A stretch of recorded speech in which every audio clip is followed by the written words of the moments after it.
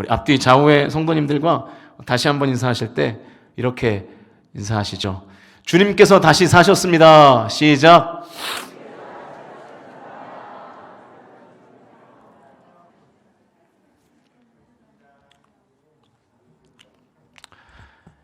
여러분, 예수님의 부활을 확실히 믿으십니까? 혹시 여러분 중에 부활 안 믿는 분 한번 손 들어보세요.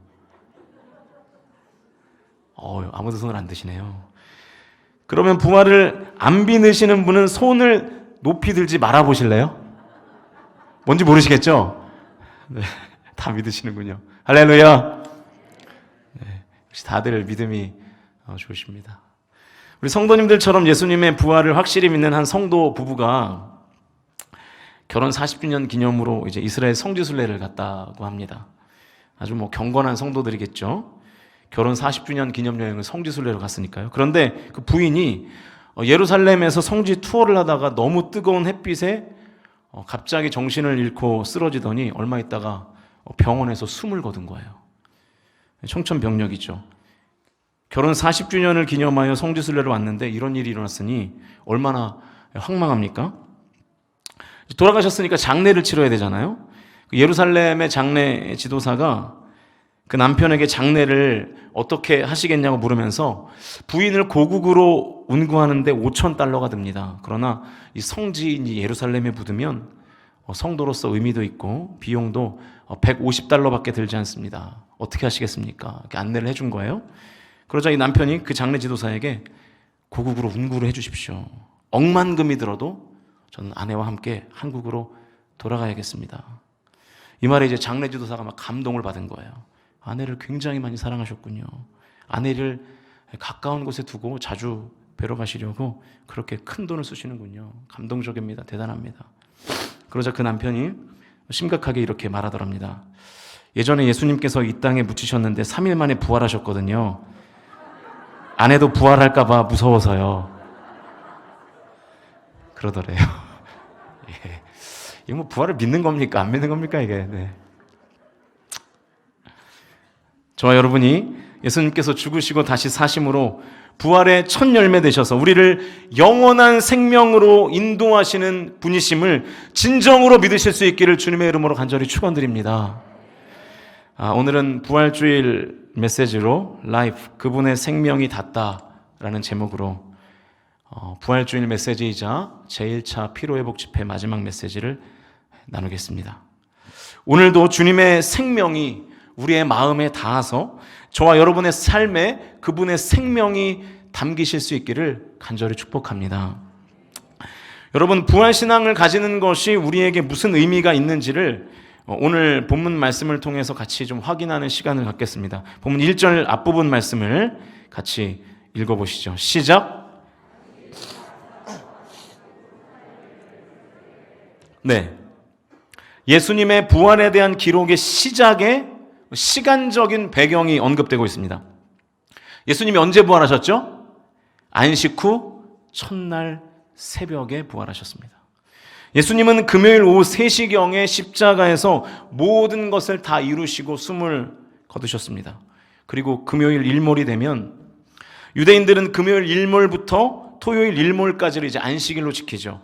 그 안식일이 지난 그 다음 날, 그러니까 일반적으로 말하는 일요일, 우리로 말하면 주일이죠. 주일 새벽에 예수님이 부활하셨습니다.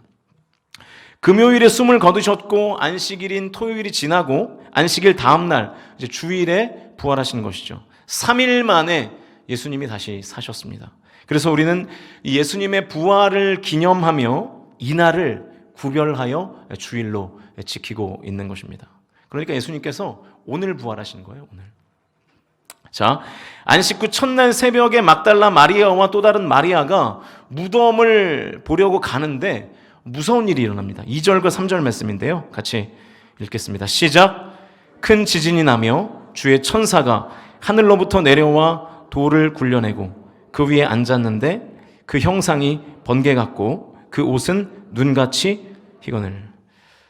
예수님의 무덤이 있는 그곳에 큰 지진이 나면서 천사가 내려와서 예수님의 무덤을 막고 있던 그 돌을 굴려내고 그 돌 위에 천사가 이제 앉아 있는 거예요.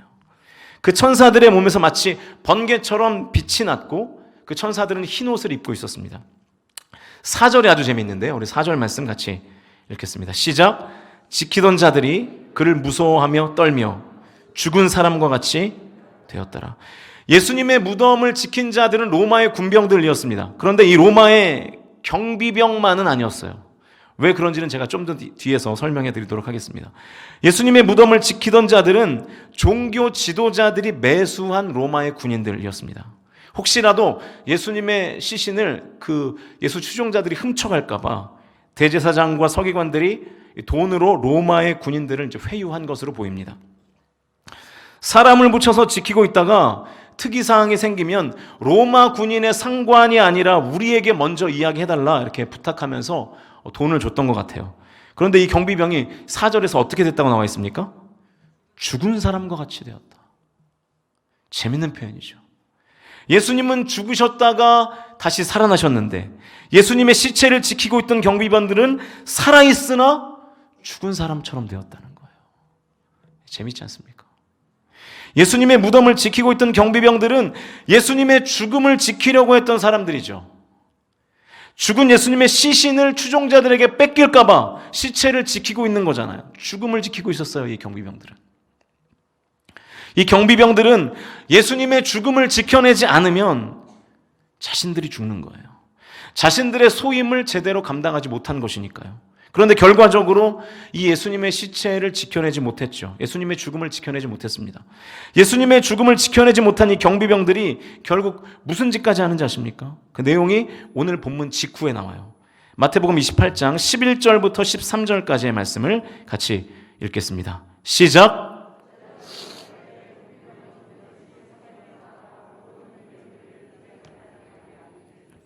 그들이 장로들과 함께 모여 의논하고 군인들에게 돈을 많이 주며 이르되 너희는 말하기를 그의 제자들이 밤에 와서 우리가 잘 때에 그를 도둑질하여 갔다 하라.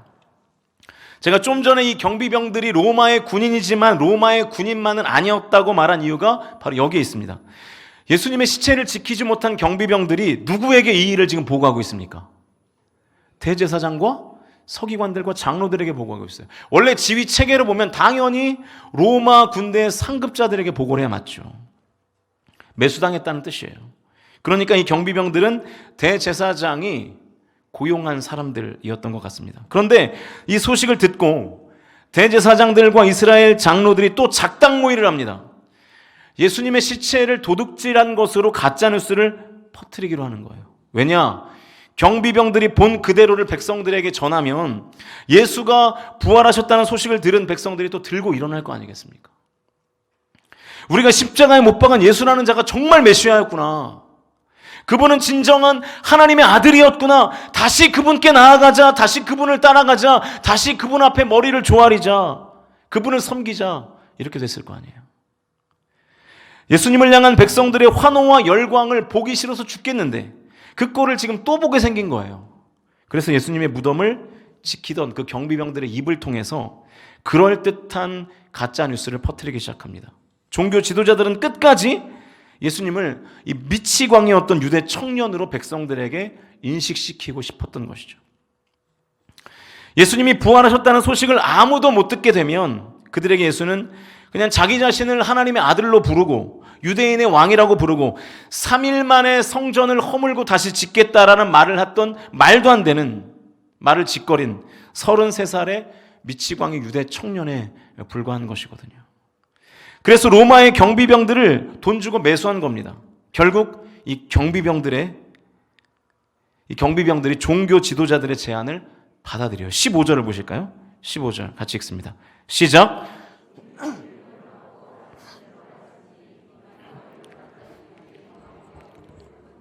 자, 로마의 군인들이 돈을 받고 가짜 뉴스를 퍼뜨리기 시작합니다. 이 대제사장과 장로들의 가짜 뉴스 전략이 상당히 유효했던 것으로 보여요. 왜냐하면 예수님이 AD 33년에 돌아가셨는데 마태가 마태복음을 쓴 AD 65년까지 유대인들에게 그 가짜 뉴스가 퍼져 있는 상황이라고 15절에서 지금 증거하고 있지 않습니까? 그러니까 효과가 몇십 년을 간 거예요. 32년을 간 거예요. 그러니까 꽤 주요한 가짜뉴스 전략이었죠. 그래서 지금도 수많은 가짜뉴스들을 퍼뜨리고 있지 않습니까? 그러나 본문 4절에서 분명히 말씀하신 것처럼 예수님의 죽음을 지키던 자들은 죽은 사람과 같이 되었습니다. 그래서 어떻게 됩니까? 또다시 죄에 넘어져요. 또다시 돈에 매수되었고 또다시 가짜뉴스를 퍼뜨립니다. 살았다 하나 죽은 자들이니까 죄를 거스를 능력이 없는 거예요. 죽은 물고기가 물살을 거스를 수 없는 것처럼 이리 밀면 이리 밀리고 저리 밀면 저리 밀리는 거예요. 예수님의 죽음을 죽을 만큼 사수해야 하는 종교 지도자들도 마찬가지죠. 이미 예수님에게 말도 안 되는 죄목을 쓰여서 사람을 죽였잖아요. 메시아를 죽였잖아요. 극악무도한 죄 아닙니까? 그러나 부활하신 예수님에 대한 소식을 듣고 그들은 또 죄를 향해서 달려가고 있습니다. 또 돈으로 사람을 매수하는 죄를 짓고 또 가짜뉴스를 퍼뜨리는 죄를 짓고 있는 것이죠. 예수님의 죽음을 지키려고 했던 자들, 다시 말하면 예수님의 부활을 인정하지 못했던 자들의 삶은 살았다 하나 죽은 자였습니다. 죄를 거스를 수 있는 생명력이 그 안에 없는 거예요. 여전히 죄 가운데 있는 삶이었습니다. 예수님의 부활을 인정하지 않으니까 죄를 이길 능력이 없어요. 여전히 죄와 사망의 법에 매여 있는 것입니다. 여러분, 예수님의 부활에 어떤 의미가 있는 걸까요? 부활은 예수님께서 죄와 사망의 권세를 이기고 승리하신 사건이잖아요. 예수님께서 부활의 첫 열매가 되심으로 저와 여러분이 죄와 사망의 권세를 이기게 되신 줄로 믿으실 수 있기를 주님의 이름으로 축원드립니다. 우리가 부활하신 주님을 진정으로 믿을 때 그리스도 안에서 우리는 새로운 피조물이 되는 줄로 믿습니다. 새 생명으로 사는 거예요. 새 생명으로 새삼스럽게 사는 거예요. 다시. 그래서 죄를 거스를 능력이 생기는 것입니다. 우리 안에. 살아있는 물고기가 물살을 거스르는 것처럼 우리도 그렇게 살 수 있다는 거예요. 바로 이 은혜가 임하는 것입니다. 로마서 8장 1절과 2절 말씀 화면을 보시면서 같이 읽겠습니다. 시작. 그러므로 이제 그리스도 예수 안에 있는 자에게는 결코 정죄함이 없나니 이는 그리스도 예수 안에 있는 생명의 성령의 법이 죄와 사망의 법에서 너를 해방하였음이라. 할렐루야. 예수님의 십자가와 부활을 분명하게 믿어 내가 그리스도 안에 있는 자가 되면 나는 이제 더 이상 죄와 사망의 법에 매이지 않고 거기서 해방되어 생명과 성령의 법에 거하게 되는 줄로 믿으실 수 있기를 주님의 이름으로 축원드립니다. 부활신앙을 가지면 죄와 사망에 찌들어 사는 인생들이 아니라 생명과 성령의 법 아래에서 풍성한 생명을 누리며 산다는 거예요. 더 구체적으로 말하면 죄책감, 좌절감, 실패감, 낙심, 절망, 근심, 걱정, 염려에 매여 사는 인생들이 아니라 죄에서는 자유함을 누리고 좌절이 아니라 다시 시작하게 되고 실패를 딛고 일어나게 되며 낙심과 절망을 끊고 소망으로 나아가게 되고 근심과 걱정과 염려가 아니라 하나님이 주신 비전으로 살게 될 줄로 믿습니다.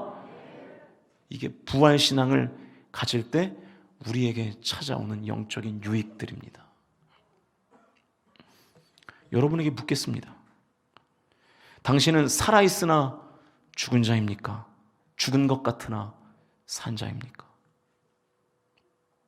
저와 여러분이 부활신앙을 가져서 죄와 사망의 패러다임으로 사는 것이 아니라 생명과 성령의 패러다임으로 사실 수 있기를 주님의 이름으로 간절히 축원드립니다.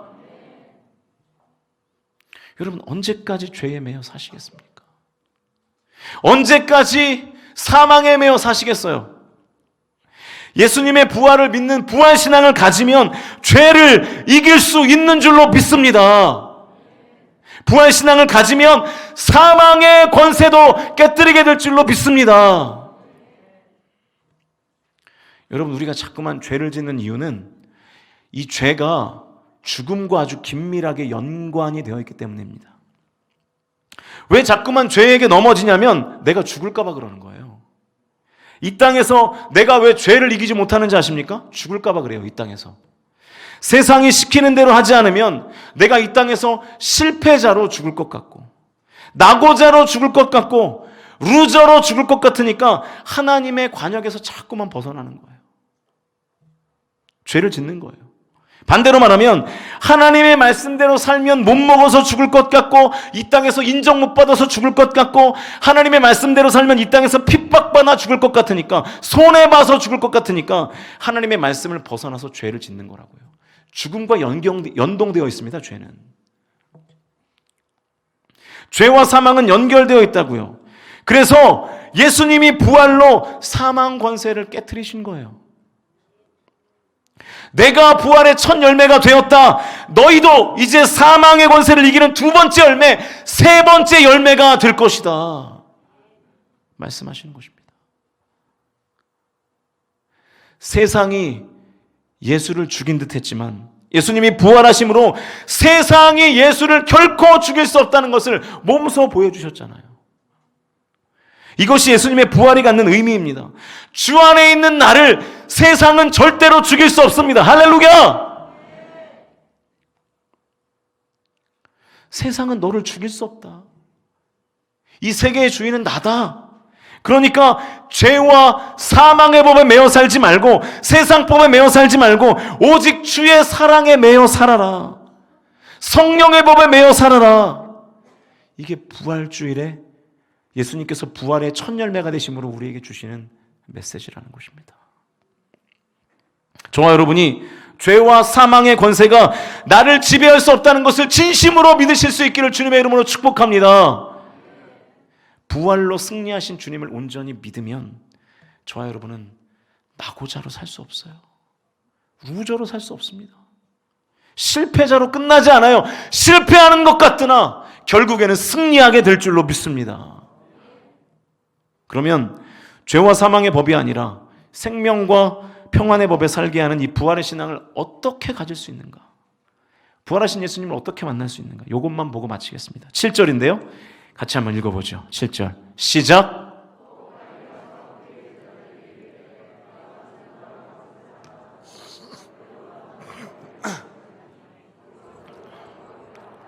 보라, 내가 너희에게 일렀느니라 하거늘.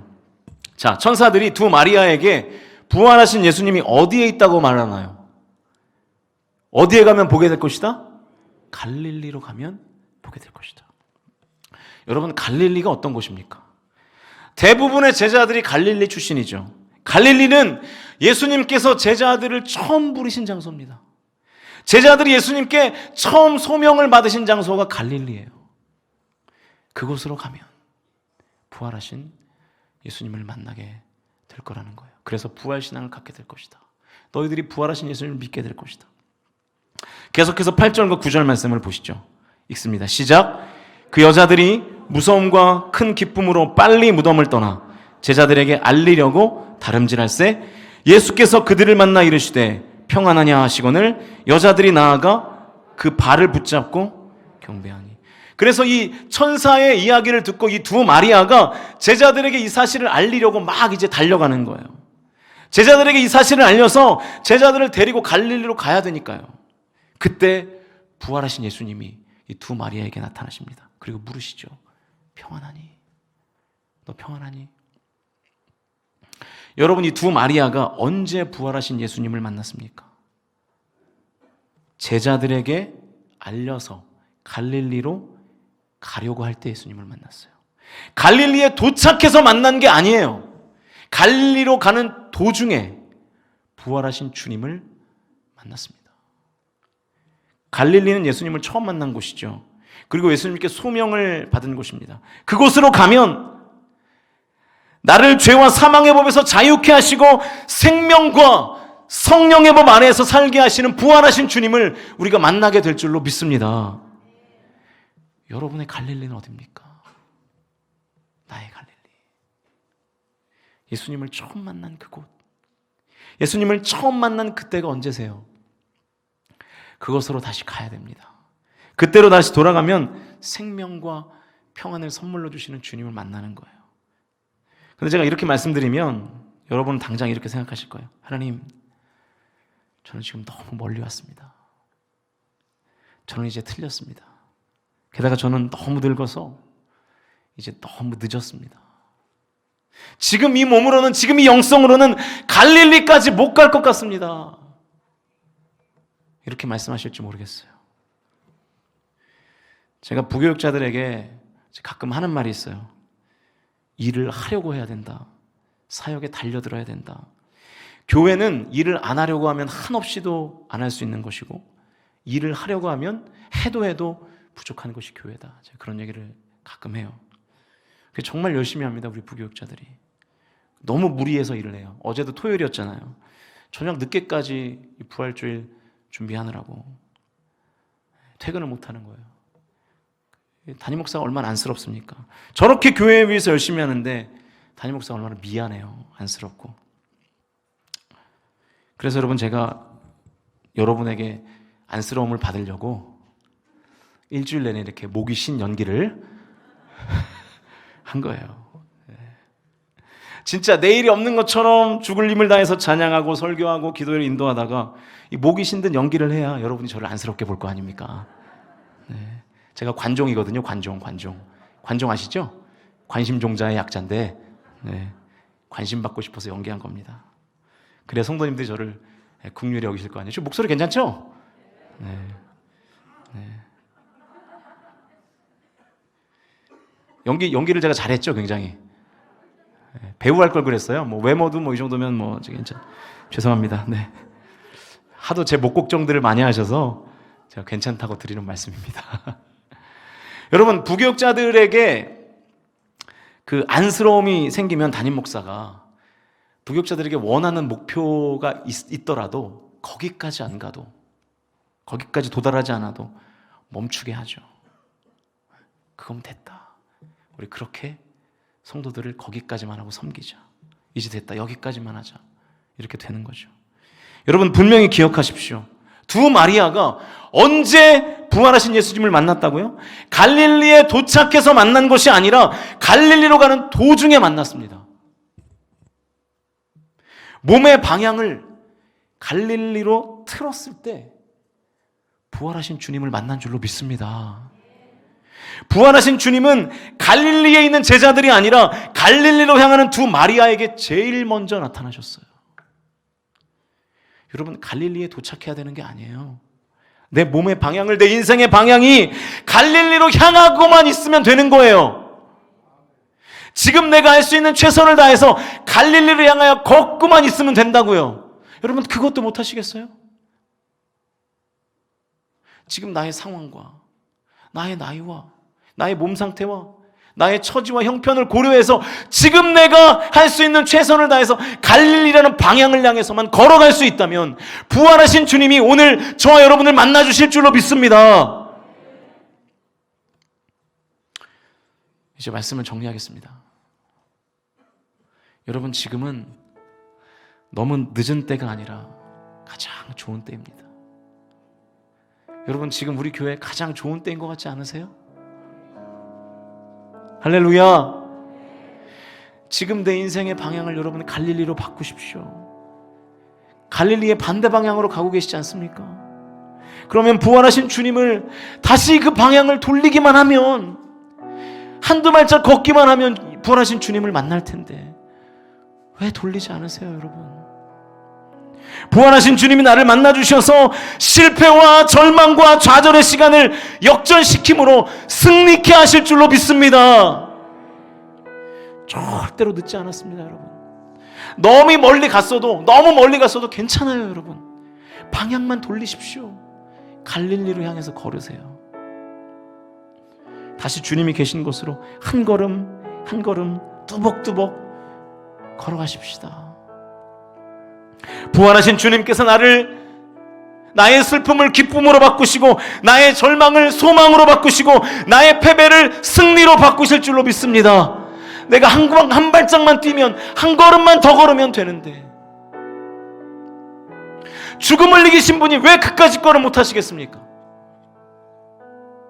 부활하신 주님을 만나면 저와 여러분이 루저가 아니라 위너로 사시게 될 줄로 믿으실 수 있기를 주님의 이름으로 축원드립니다.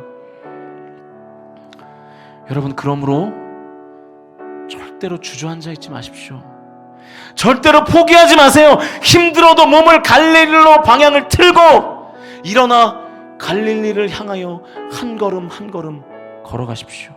그럴 때 부활하신 예수님께서 나를 살았다 하나 죽은 것이 아니라 죽은 것 같으나 살은 자로 다시 회복시켜 주실 줄로 믿습니다. 저 여러분에게 오늘 이 말씀을 통하여 이 부활의 메시지가 여러분의 삶에 충만하실 수 있기를 주님의 이름으로 간절히 축원드립니다.